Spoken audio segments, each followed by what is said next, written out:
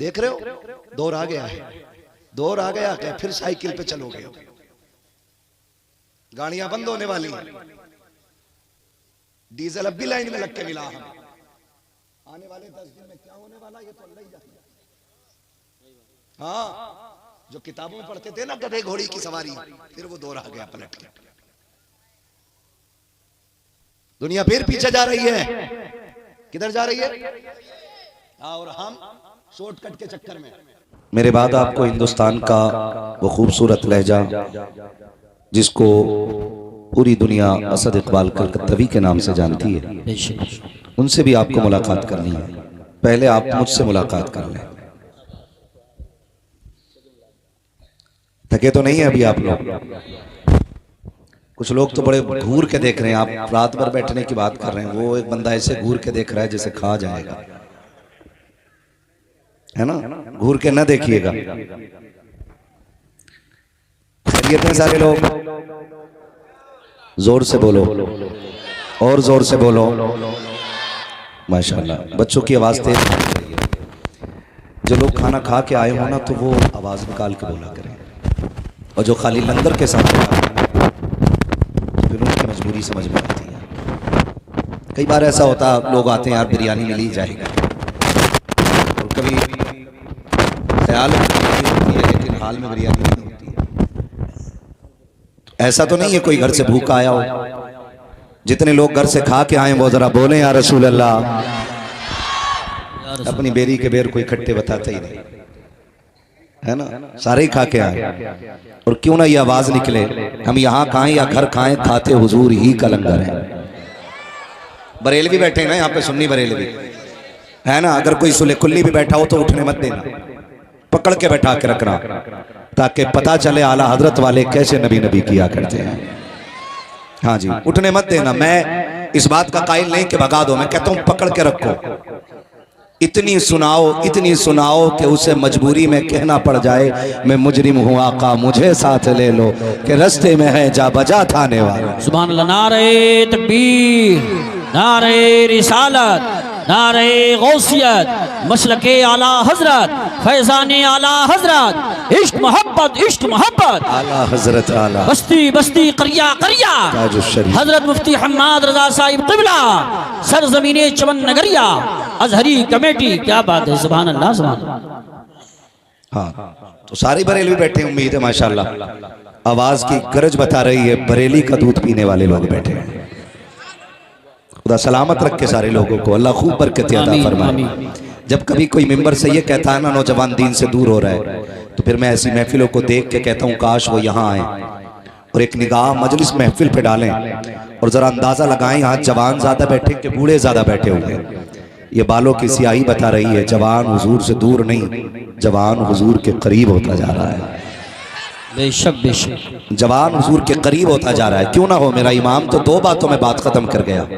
उन्होंने कहा था जान है इश्क मुस्तफ़ा, जिसका अकीदा वही बोले, जान है इश्क मुस्तफ़ा, रोज फजू करे खुदा, जिसको हो दर्द का मजा नाजे दवा उठाए। क्यों है जी? इश्क मुस्तफ़ा ही हमारी जान है। तभी तो मेरे इमाम ने कहा वो जो न थे तो कुछ ना था। मेरे साथ बोलना पड़ेगा, मैं यहाँ चटकुले सुनाने नहीं आया। कई बार लोग सोचते हैं यार ऐसा मौल भी बनाओ जो मजे आ जाए। इतना कड़वा बोलूंगा कि आप सोचेंगे इसे बुलाया क्या? हाँ, नाराज तो नहीं है ना कमेटी वाले? होने भी नहीं चाहिए। मैं क्या बात अर्ज कर रहा था, वो जो न थे, बोलो मेरे साथ, वो जो न थे, वो जो न थे, वो जो न थे, वो जो न हो, जान है वो जहान की, जान है तो जहान है। बस सफर का आगाज। जरूरी बात मेरी सबसे पहली ये है कि सबसे ज्यादा कीमती शय ईमान है। बेशक बेशक, ईमान। जोर से बोलो, बातें याद कर लीजिएगा, सबसे कीमती दौलत ईमान है। इसकी हिफाजत हर हाल में जरूरी है। और ईमान जिसके पास है वो सबसे अमीर है, बेशक और जिसके पास ईमान नहीं वो सबसे ज्यादा गरीब नहीं, फटीचर है। जी बेशक। जिसके पास ईमान नहीं वो सबसे बड़ा फटीचर है। ईमान सबसे ज्यादा जरूरी है। ये नौजवान मेरे सामने बैठे, ट्रेंड चल रहा है, ट्रेंड। आप मुबारकबादियां देने से पहले लोगों की खुशनुदी हासिल करने के लिए उलमा से राबता कर लिया करें कि कहां मुबारकबाद देनी है और कहां नहीं देनी है। ये सबसे ज्यादा जरूरी बात है। उलमा से राबता कर लिया करें कि कहां मुबारकबाद देनी है और कहां नहीं देनी है। अगर टोक दो किसी को कि भाई यहां मुबारकबाद नहीं देनी, हम सियासी लोग हैं। सोन नेता बाद में है, मोहम्मद अरबी का गुलाम पहले है। बेशक, बहुत अच्छी। मंत्री बाद में है, मोहम्मद अरबी का गुलाम पहले है। हम पूछ ले पहले मुबारकबादियां कहां देनी है। मुझे तो हैरत होती है कौम के वो नौजवान जो अपने सगे बाप को मुबारकबाद न दे सके, सगे भाइयों को मुबारकबाद न दे सके, वो गैरों को मुबारकबादियां दे करके बहुत बड़ा लेक्चरार बनने की कोशिश करते हैं। खुदा का वास्ता दे करके कहता हूं, ईमान बचाना चाहते हो उलमा के कदमों में पहले आया करो, इनसे पूछा करो फलां को मुबारकबाद बनती है कि नहीं, फलां को मुबारकबाद बनती है कि नहीं, उसको मुबारक दूं कि ना दूं, उसको मुबारकबाद दूं या ना दूं। अगर ये रोक दे तो रुक जाओ, अगर ये इजाजत दे दे तो मुबारकबादियां दे दो। इसलिए कि मौलवी जब भी बोलता है ज़बान इसकी होती है, फरमान मुस्तफा का होता। नारे तकबीर, नारे रिसालत, नारे गौसियत, मसलके आला हजरत, उलमाए अहले सुन्नत, अजहरी कमेटी। सुभान अल्लाह, सुभान अल्लाह। खुदा के वास्ते करो ये कोशिश, ईमान बचाएंगे इंशाअल्लाह, इंशाअल्लाह बचाएंगे इंशाअल्लाह, बचाएंगे इंशाअल्लाह। है जी मैं सियासी आदमी हूं, मुझे तो करना पड़ता है। नहीं, सब कुछ बाद में है। मोहम्मद अरबी की गुलामी सबसे पहले है, सबसे पहले। मैं इंतजार नहीं करूंगा कि मेरे साथी हजरत मुझसे कहें कि बस खत्म कर ले। फैजान भाई पीछे से कपड़ा खींच के कहें खत्म कर ले। कारी यूसुफ रजा कहें कि भाई छोड़, बहुत टाइम हो गया। मैं उतनी देर बोलूंगा जितनी देर आप सही से सुनना चाहेंगे। और हम समझ लेते हैं क्योंकि हम पलटते नहीं बेजान किताबों के वरक, हम वो पढ़ते हैं जो चेहरों पे लिखा होता है। हाँ, अगर हमें सुबह की अजान आती है तो हमें सोने की दुआ भी याद होती है। दोनों चीजें हमें याद है। हम समझ जाएंगे किस चीज का वक्त आ गया। ईमान सबसे ज्यादा जरूरी है। ईमान कोशिश करें जान जाए तो जाए, ईमान न जाए।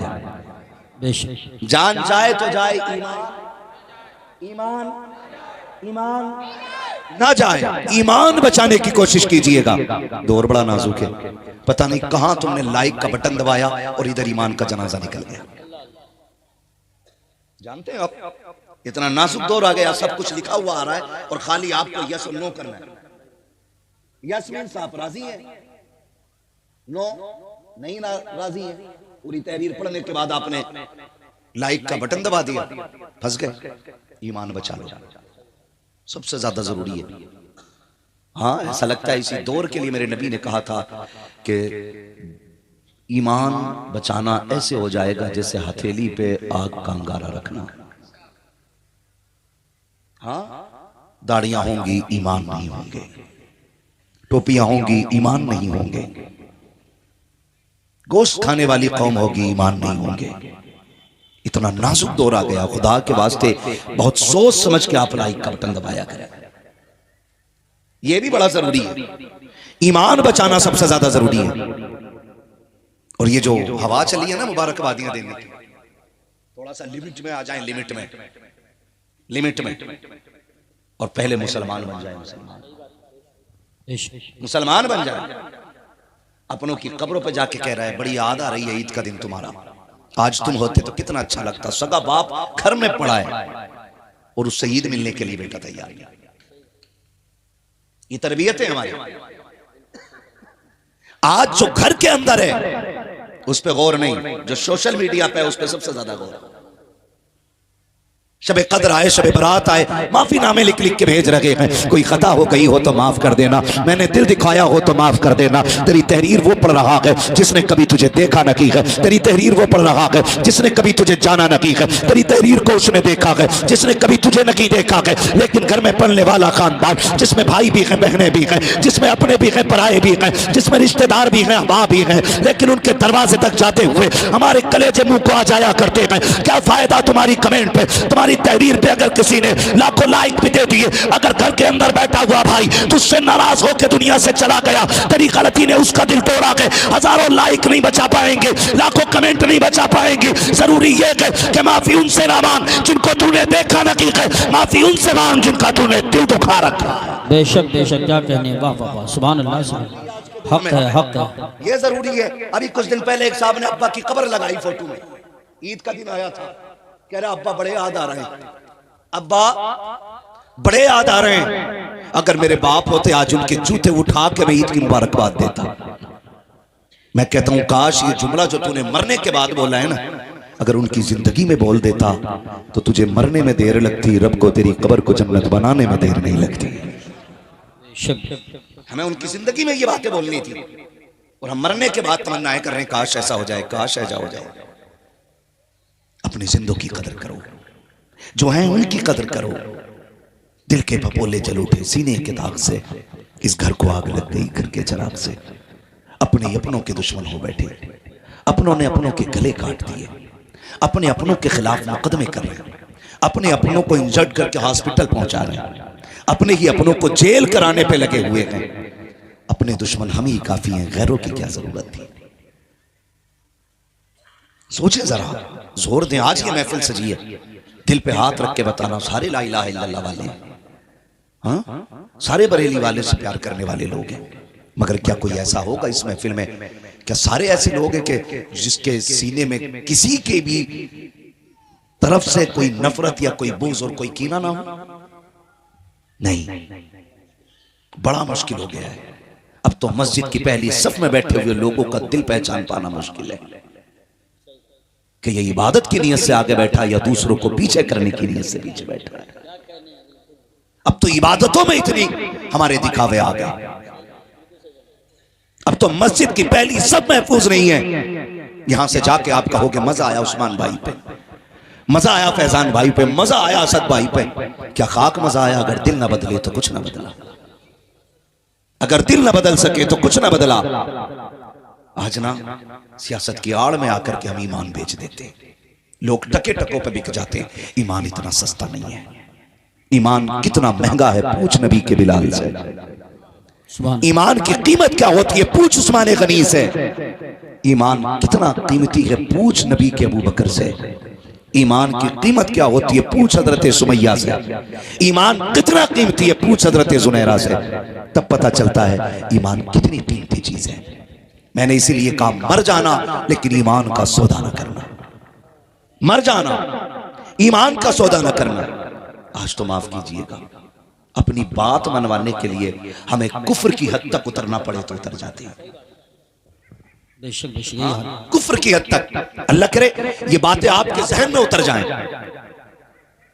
मैं हिंदी की चिंदी नहीं, इशारा की न्याय में बात कर रहा हूं। अल्लाह करे ये बातें जहन में उतर जाएं, हम कुफ्र की हद तक उतर जाते हैं। अगर मुझे अपना काम कराना है तो मैं कुफ्र की तह में उतर के कहता हूं भाई मेरे भाई को जरा जेल करा दो, मैं आपके साथ खड़ा हूं। मेरे चचा को फांसी करा दो, मैं आपके साथ खड़ा हूं। खुदा का वास्ता दे के कहता हूं ये उम्मत इतनी सस्ती तो ना थी जो टके टके पे बिक जाती। इस उम्मत को यूं तो नहीं बनाया गया था जो एक कप चाय के लालच में बिक जाती। इस उम्मत को इतना सस्ता तो नहीं बनाया गया था जो जरा से काम के लिए ईमान का सौदा कर देती। इस उम्मत को इतना पक्का बनाया गया है, इतना पक्का बनाया गया है कि एक दस्तरखान लगा के दस्तरखान के कोने पे बाप बैठा है, बाप को अबू बकर सिद्दीक कहा जाता है। दूसरे कोने पे, उसी दूसरे कोने पे बेटा बैठा है जिसको अब्दुल रहमान इब्ने अबू बकर कहा जाता है। बाप बेटे में गुफ्तगू हो रही है। बेटे ने अब्बा के चेहरे को देख के कहा था अब्बा जी याद है वो जंग जो इस्लाम से पहली जंग कुफ्र की थी? कहा बेटे कौन सी जंग? का जंग बदर की बात कर रहा हूं। आप मुस्तफा के साथ आए थे, मैं अबू जहल के साथ आया था। कहा फिर बेटे? कहा कि जब आप अबू जब आप अबू जहल के खिलाफ निकले, मैं मुस्तफ़ा के खिलाफ निकला, आप नबी की हिमायत में तलवार लेके आए, मैं अबू जहल की हिमायत में तलवार लेकर के आया। कहा बेटे फिर, का एक बार मैंने तलवार उठाई, मेरी निगाह उठी, अब्बा मैंने तेरा चेहरा देखा, मेरे हाथ रुक जाते हैं, मैं तेरी गर्दन कैसे काट देता, तू मेरा बाप था। मैंने ये सोच के तलवार वापस कर ली, अबू बकर मेरा बाप लगता है, इस पर तलवार नहीं चलाई जाएगी। मैंने अब्बा समझ करके तलवार वापस कर ली थी। अबू बकर सिद्दीक ने लुकमा छोड़ा और कहा खबरदार सुन ले, तू मेरा बेटा था, जो तूने मैदान जंग के अंदर मुझको देख करके बाप होने के ख्याल से तलवार वापस कर ली। शुक्र मना कि तू मेरी तलवार के नीचे नहीं आया, वरना मैं दूध का रिश्ता भुला देता, खून का रिश्ता भुला देता, और मैं तेरी एक टुकड़े नहीं बल्कि तेरे कई टुकड़े कर देता। इसलिए कि अबू बकर का ज़ाहिर भी नबी के साथ है, अबू बकर का बातिन भी नबी के साथ।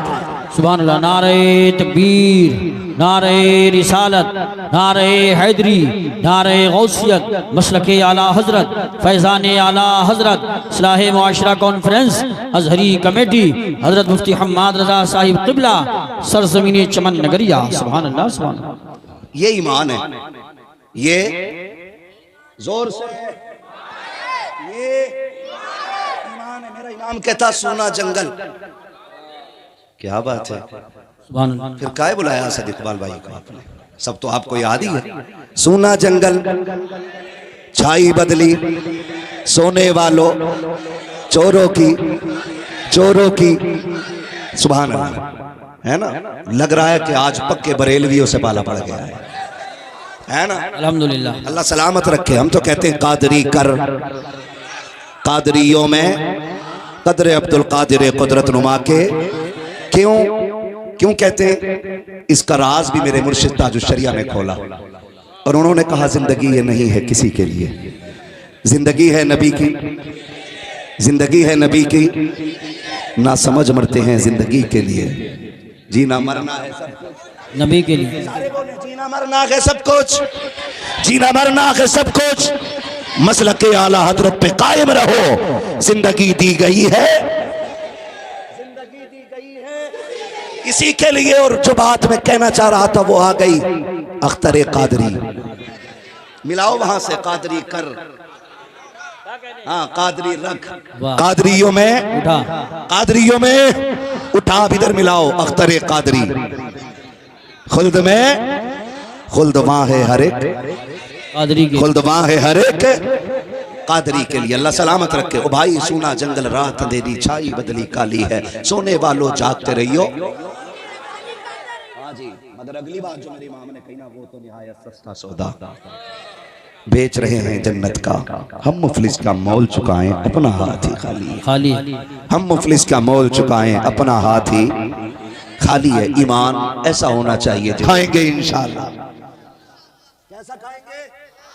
जोर से हलाल खाएंगे, हराम से बचेंगे, हराम से बचेंगे, हलाल की तरफ चलेंगे। क्या फर्क पड़ता है यार, देख रहे हो दौर आ गया है, दौर आ गया है, फिर साइकिल पे चलोगे, गाड़ियां बंद होने वाली हैं, डीजल अब भी लाइन में लग के मिला। हम आने वाले 10 दिन में क्या होने वाला, ये तो अल्लाह ही जानता है। हाँ, जो किताबों में पढ़ते थे ना गधे घोड़ी की सवारी, फिर वो दौर आ गया पलट के। दुनिया फिर पीछे जा रही है, किधर जा रही है? और हम शॉर्टकट के चक्कर में जुआ, ब्याज, रिश्वत सारा ले रहे हैं, और फिर मरने के बाद ना 2-4 लाख मस्जिद को दे दिए, 10-5 करोड़ हराम की दे दे, अल्लाह को तेरे उस करोड़ों से मतलब ही कोई नहीं। रब को तो 10 रुपए पसंद है, मगर हलाल के पसंद है। कैसे पसंद है? हलाल के पसंद है। एक एक जवान से मेरी गुजारिश है, मर जाना लेकिन हराम ना खाना, हराम ना खाना। अमीर बनने का शौक है ना, तो फिर रिश्वत ना ले, ब्याज ना ले, तिजारत अल्लाह से कर, तिजारत अल्लाह से कर। वो कैसे होगी? तुझे पता चल जाए कोई बेटी रुखसत होने वाली है, हाथ पीले होने की उम्र आ गई है, गुर्बत पैरों में जंजीर बन गई है, तो जा कुछ मुट्ठी बंद करके गरीब की चौखट पे डाल आ, खुदा करम के दरवाजे खोल के तेरी झोली में डाल देगा। करेंगे इंशाल्लाह ये काम। ऐसे काम कर लीजिए, ऐसे काम कर लीजिए, जब भी खाइएगा हलाल खाइए।